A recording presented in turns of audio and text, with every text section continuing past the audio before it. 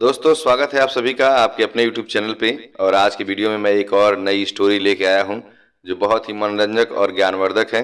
तो आइए स्टोरी को शुरू करते हैं। बहुत समय पहले की बात है। एक राजा था और उसके 3 बेटे थे। जैसा कि सबके साथ होता है, उम्र बढ़ती जाती है और इंसान बूढ़ा हो जाता है।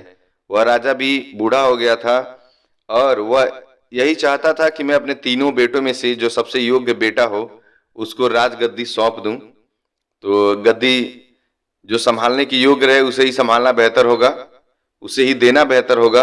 ऐसी सोच के साथ उसने अपने तीनों बेटों को बुलाया और बुलाकर बोला, बेटा, मैं तुम लोगों को एक विशेष काम के लिए बुलाया हूं और तुम सब को अपना काम जो है ईमानदारी से करना होगा। तब ये इतना बात सुन के राजा के जो तीनों बेटे थे संकट में पड़ गए कि अब क्या होगा, क्या पिताजी मुझसे क्या चाहते हैं। लेकिन जैसे ही राजा ने बोलना शुरू किया, सब लोग चुप हो गए।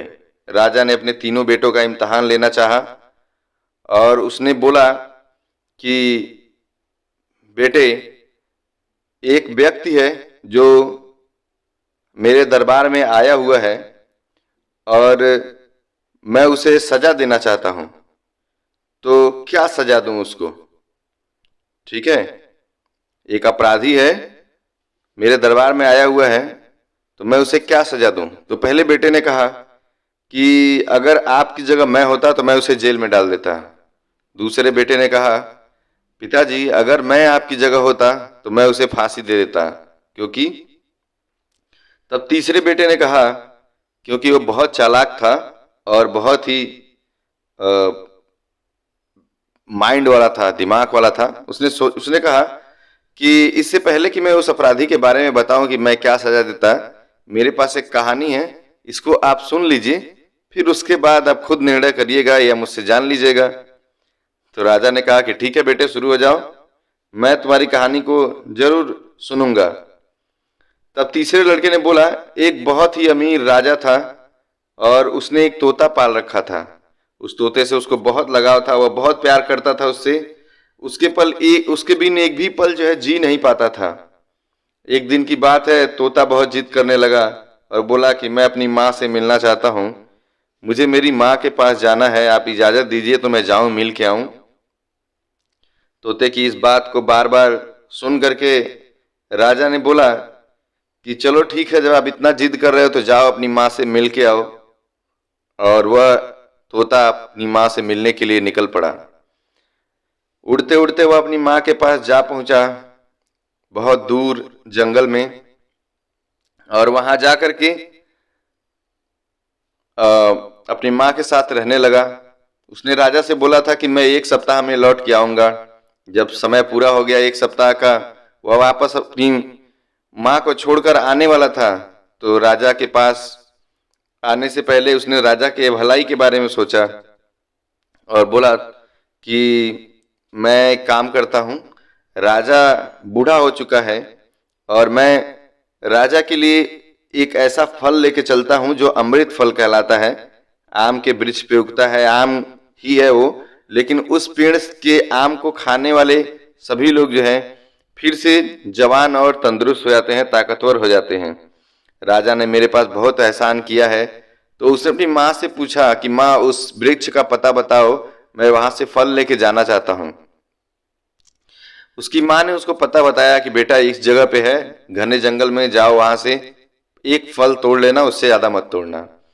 तोता वहां गया और वहां जा करके राजा के लिए वह तोहफा जो ले जाना चाहता था, यानी एक फल, अमृत फल, उसको उसने तोड़ा और तोड़ करके लेके वापस लौट रहा था।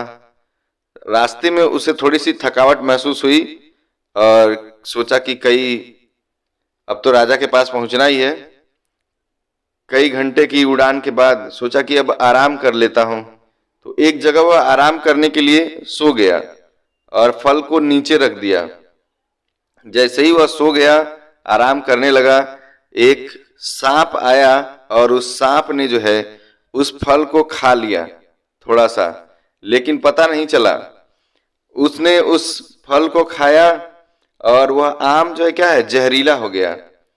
तोता जब सुबह सोकर उठा तो उस आम को लेकर के फिर से उड़ा और राजा के पास पहुंचा। जब वह राजा के पास गया तो राजा अपने मंत्रियों के बीच में बैठे हुए थे। राजा से बोला तो था कि महाराज, मैं आपके लिए एक फल लाया हूं जिसे खाकर आप जवान और अमर हो जाएंगे। राजा ने इस बात को सुन करके थोड़ा सा विचार किया और बहुत तेज दिमाग वाला था, लेकिन उसे भरोसा पूरा था। वह जैसे ही खाने वाला था, फिर उसके माइंड में आया, उसने अपने मंत्री को बुलाया और अपने मंत्री को बुलाकर बोला, इससे पहले कि मैं इस फल को खाऊं, इस फल को अपने पालतू कुत्ते को खिलाकर देखो, क्या यह तोता सही कह रहा है। कुत्ता जैसे ही फल खाया वह मर गया, क्योंकि वह फल क्या था, जहरीला हो गया था। यह देख राजा को गुस्सा आया और उसने तोते की बात सुने बिना ही उसका सर काट दिया। राजा ने उस फल को बाहर फेंकवा दिया। समय बीतता गया और उस एक दिन उस फल से एक पेड़ तैयार हो गया। जैसा कि आम का बीज हम कहीं डाल देते हैं तो उसमें से नन्हा पौधा निकलता है और धीरे धीरे तैयार होकर एक पेड़ के रूप में हो जाता है, और उस पेड़ पे फल भी आने लगा। और राजा ने पूरे नगर में यह डंका पिटवा दिया था कि इस पेड़ का फल कोई नहीं खाएगा, क्योंकि यह फल जहरीला था और इस पेड़ का फल भी जहरीला है। समय बीतता गया। एक दिन एक व्यक्ति वहां से गुजर रहा था। ठीक है, चूंकि राजा की बात सुनकर के कोई भी उस फल को नहीं खाता था, सब लोग फेंक देते थे। तो एक बूढ़ा आदमी उस पेड़ के नीचे से गुजर रहा था। एक फल गिरा हुआ था जो इस बात से बिल्कुल अनजान था कि उस पेड़ के फल को खाने से आदमी मर जाएगा, क्योंकि वह पेड़ जहरीला है और उसके फल जहरीले हैं। तो उसने फल को उठाया और धो करके ले जा करके खा लिया। जैसे ही खाया, देखते देखते वह बूढ़ा व्यक्ति जवान हो गया। उसने यह बात राजा को बताया और फिर इस बार राजा ने फिर वही किया। और इस बार राजा के दरबार का जो मंत्री था उसने फल को खाया था, और उसने जैसे ही फल खाया वह जवान और अमर हो गया। अब क्या था, राजा ने अपने तोते को याद करके रोना शुरू कर दिया। राजा फूट फूट कर रोया। वह उसको बहुत अफसोस होने लगा कि काश मैं उसकी बात सुन लिया रहता, लेकिन वह उसकी बात नहीं सुन पाया। तो यह कहानी सुनकर राजा ने बोला कि अब मैं क्या करूं, मैं कुछ नहीं कर सकता, काश मैं उसकी बात को सुन लिया रहता। अब यह कहानी सुनकर इस कड़ी में जो अब तीसरा बेटा राजा को सुना रहा था, उसने कहा, पिताजी आपने कहानी को सुना? तो राजा ने कहा कि बताओ बेटा, अब तुम क्या करोगे? फिर छोटे बेटे ने बोला, पहले मैं उसके गुनाह देखूंगा और उसके बाद सजा के बारे में सोचूंगा। अपने बेटे की इस बात को सुनकर राजा ने उसको ही अपना राज्य का राजा बना दिया।